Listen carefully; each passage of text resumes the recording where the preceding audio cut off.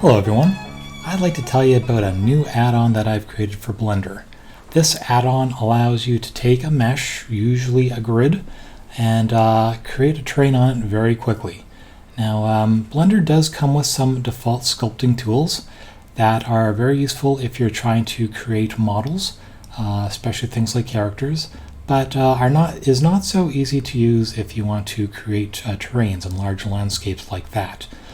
This tool suite I've created does things like create terraces fairly easily, fairly directly, and also allows you to create ramps that go up and down to those terraces. And it's a great starting point if you just want to rough in a world quickly, then maybe replace bits of it later with meshes you create in a more traditional manner. In any case, let's get started and I'll walk you through what each one of the options on this tool is. In order to get started with the terrain tool, you need to have a starting mesh. So we're going to take this default scene, delete everything in there, and add in a grid. So we're going to add in the grid thing here, and let's make that 100 by 100 to give us enough density. And if we go into edit mode quickly there, we can see just how many vertices that gave us. And next we're going to want to scale this up so it's about a terrain size. And in order to get a sense of just how big that is, let's create a default cube. By default this cube is 2 meters by 2 meters, so that's about the size of a person. So we're going to want to keep on scaling up our terrain plane until it is about the right size relative to a person. That looks good. Alright, after that we're just going to select the object we're going to use for the terrain, and we're going to click on Terrain for Meshes up here. This button starts the tool, and you see we have a little pink circle here. I'm going to press the right square bracket to increase that size, and now when we draw with it, that is going to change the height of our vertices. And this is a little bit different than the sculpting tools that come with Blender. When you're using this tool, you're guaranteed that those vertices are going to be pulled exactly along the z-axis. They're not going to go to the side at all, which is really helpful when you're creating cells that need to stay on a grid. And another thing, yeah, we can build up terraces like this. And if we want to change the height, I'm just going to press the up arrow here to give us a new height. And you can see when we're drawing this terrace, the brush is taking its height from the draw height here. This is just the number of meters above the origin. And we can press the up arrow again to get a new height. And you can see how we can slowly build up terraces like this.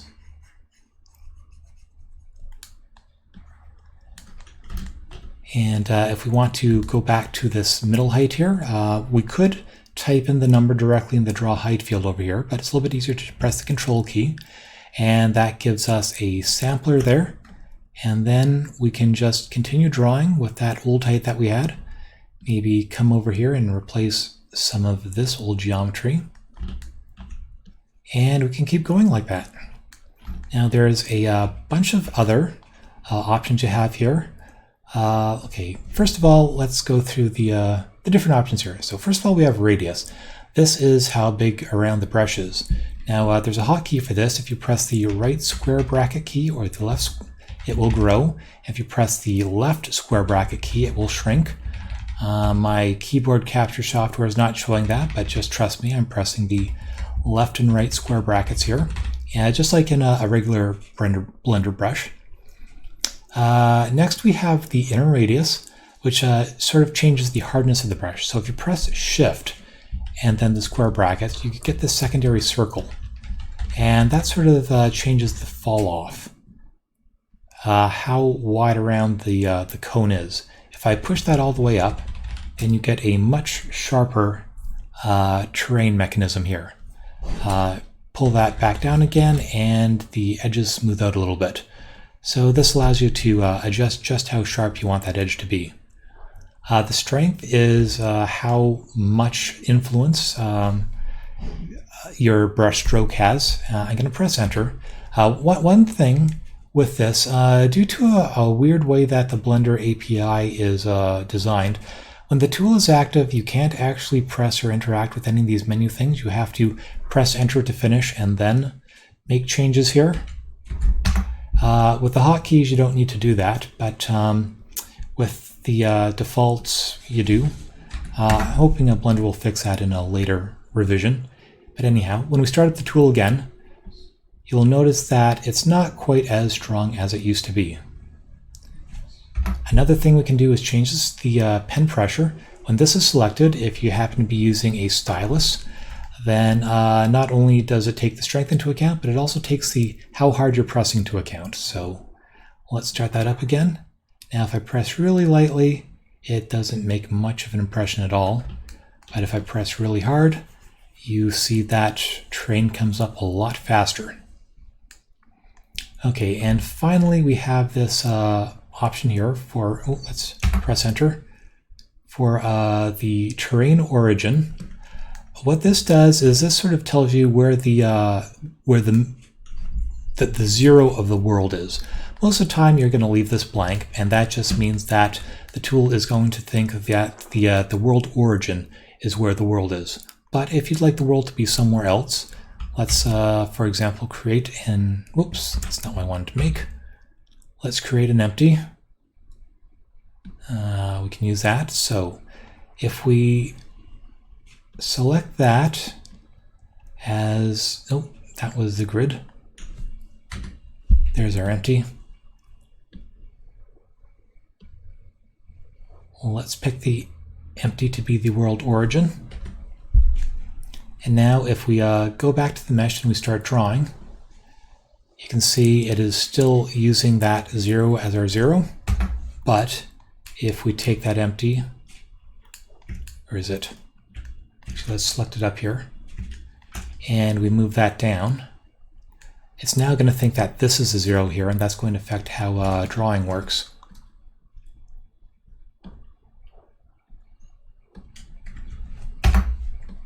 Let's select that again. And now when I draw, you can see we're now sort of making a hole in it because the drawing height has not changed, but now it thinks that the 0 of the world is down here rather than where it was. So that isn't as useful for the flat tool. I'm going to show you sphere mode a little bit later, where it is a little bit more important. But I think for the most part, you probably won't be using this. But I wanted to show it to you just so you know it's there. And who knows, you might have a good use for it. Anyhow, I'm going to press Ctrl-Z to undo that. Oh, let's get rid of our empty again. Okay, and now we have these options here, which are your brush styles. So far, everything we've been doing is with the draw brush, which just draws a terrace based on the current draw height. What we could do instead is pick the level, which is just the same as the draw brush, except instead of using the draw height, you see that has vanished now, it just uses whatever the current height is wherever you put your mouse down.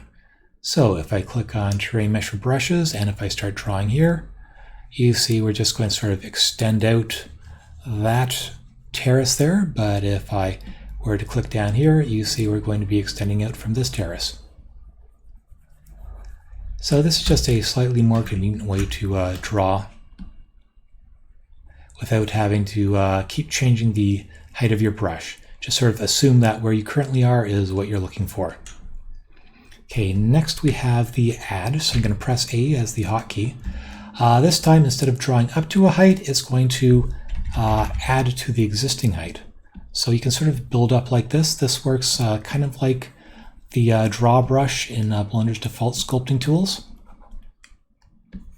And you know what? I'm going to change the strength again, just so it's a little bit stronger. And let's start that up again. So there's a little bit faster.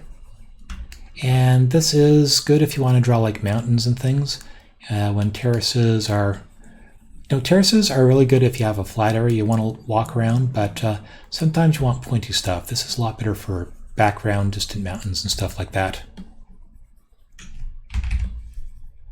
And if you press the Control key, then it just like in the Blender default sculpting tools, it will go down instead of up. All right, and if you press S, that sort of reverses everything. When you're in subtract mode, by default, you will be going down. But if you press the Control key, then that kind of reverses it and makes it come up again. Okay, moving on, the next one is slope. And so far we have, when I'm showing you the two up top here, this draws flat terraces. What slope does is it takes the average slope underneath the cursor and tries to smooth that using the slope. So if I click along like that, you can see that this is sort of trying to make everything, let me turn that down a little bit, trying to make a nice even slope that is relative to what is currently underneath the cursor. Come over here, can sort of slope this. And this is just sort of a useful way to sort of smooth things out and keep the existing general slope of the terrain. Okay, moving on, we have smooth. Smooth is another terrace type tool, except instead of using the height and instead of using the point where you connect, what it does is it sort of averages everything underneath the cursor and sort of finds the middle point of everything.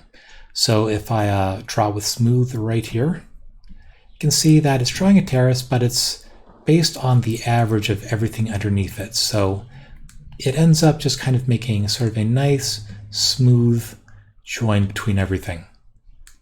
Okay, finally we have the ramp tool, which is a little bit different. Unlike all the other brushes which I showed you, which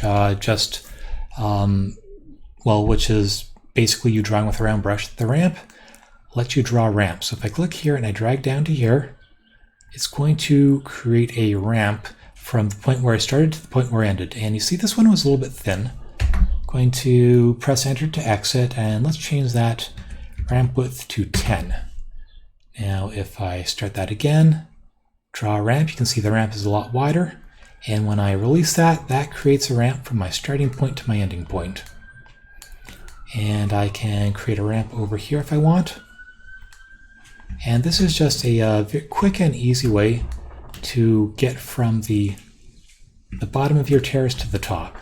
And this is a good way if you have like a game and you want, let's change that ramp width again. Maybe 5 would be better. But if you have an area down here and an area up here and you want to connect it, a ramp is a good way to rough in a nice smooth slope from one area to the other. If you're making a really big terrain, it might be useful to break it into a few parts. What we're going to do here is we're going to create a new mesh, or a new grid, and we'll leave that at 100 by 100. And let's scale that up. However, let's say this is not sufficient. In fact, let's put our little default cube back in there. So here's our little person-sized cube. And here's the terrain. And let's say this is not big enough. We want even more. What we can do is press Control D to duplicate that. I'm going to press down the Control key and drag the X arrow. And what this does is it snaps things to the grid. So this should all be nicely lined up. So we have two different shapes, but they're right next to each other. Now what happens if we select both of these and we start the terrain tool? When we draw across the seam here, it should hold steady. In fact, let's go back to draw mode. And this is a good way that you can have, 5, 10, 16. You can put like 100 different meshes in here. And this will keep things nice and snappy. You won't have to worry about lag and slowdown, because when you draw across a ridge like that, then all the tools are just going to take that gap into consideration and make the nice smooth transition. So this way, because if you're to have one massive underlying grid with millions of faces in it, that would be a little bit slow, especially for an older computer. But by breaking it up into tiles like this, you can have something that is a lot more responsive, and the terrain tool will heal those seams automatically for you. And now we get to sphere mode. Sphere mode is like flat mode, except it's used for creating around things like the surface of planets. Let me show you how to get started with this. I'm going to start with a cube, and let's tab into edit mode and mark the seams here so that all the edges have the seam on it, and this is so we can split it apart later on. Next we're going to add a subdivision surface, and let's crank up the number of subdivisions there. That should be good, and apply it. And now when we tab into edit mode, you can see how we've taken that cube and turned it into a sphere with a very dense mesh on it, and with these little partitions. So now what I'm going to do is go into edit mode. I'm going to select the faces of just one of these partitions by pressing the L key. Then you press P to partition it, and now that has become a separate piece. And I'm just going to go through and do that for each one of these faces here to give us 6 different pieces of geometry that we can use to sculpt on. Okay, and now we're back in object mode. So you can see these are all just sections of sphere that all just happen to line up. Now, if we want to sculpt on one of these, make sure your land shape is in sphere mode, and this time, instead of down being the negative Z direction, down is going to be the world origin, which is, well, right here, right at the middle there. So when we sculpt in this mode, we're going to, let's go into draw mode, select the terrain for brushes, and let's see, let's make that our sphere a little bit bigger. You can select everything and scale that up by 100. So it's a little bit more terrain sized. Let's click on that top bit again, and we're in draw mode. Let's start that up, and when we draw on it, it's going to create a ridge. Now you want to make sure when you first start this up that you might hit the control key to make sure that you're level, because if the draw height is too low, and by default this might be 0 or some small number, you might find you're making a great big hole in your mesh here. But if you set the draw height to something correct, it's going to be a lot more reasonable. So come over here. You can keep drawing over here. And if we go over the edge here, you can see as we hit the seam, it's going to start pulling up here. See how there's a bit of a gap here? Well, if you want to paper over that area, we can press Enter to finish the brush tool. We're going to select both of those, start the tool up again, and now when we draw over that seam, that is going to match everything up again. And we can keep on going, drawing like craters and other weird surfaces on the surface. And if we want to make that a little deeper, we can go into add mode, and actually can press Control so that carves into the middle a little bit. And then if we want to maybe make the edge of the ring a little bit higher, we can sculpt over here. And this is sort of a quick way to do sort of terrain on top of your planetoid. And if we want to create a ramp, we can also do that. Just come over here. And now we can get up to different parts of our crater. And yeah, the reason why we went to all this trouble and to split our sphere into different bits is because if we had, let's say, both the top and the bottom selected, then when we draw on the top, it's also going to affect the bottom. So let's go back into draw mode. So if I draw here, that also put a little lump on the other side, which is usually not what you want. So just keep that in mind. But yeah, there is sphere mode, and useful if you want to create terrain on roundish objects. And that's the Terrain Sculptor tool. I hope you found this useful. You can download it from the GitHub page. It should also be available on Blender Market. And yeah, Happy sculpting.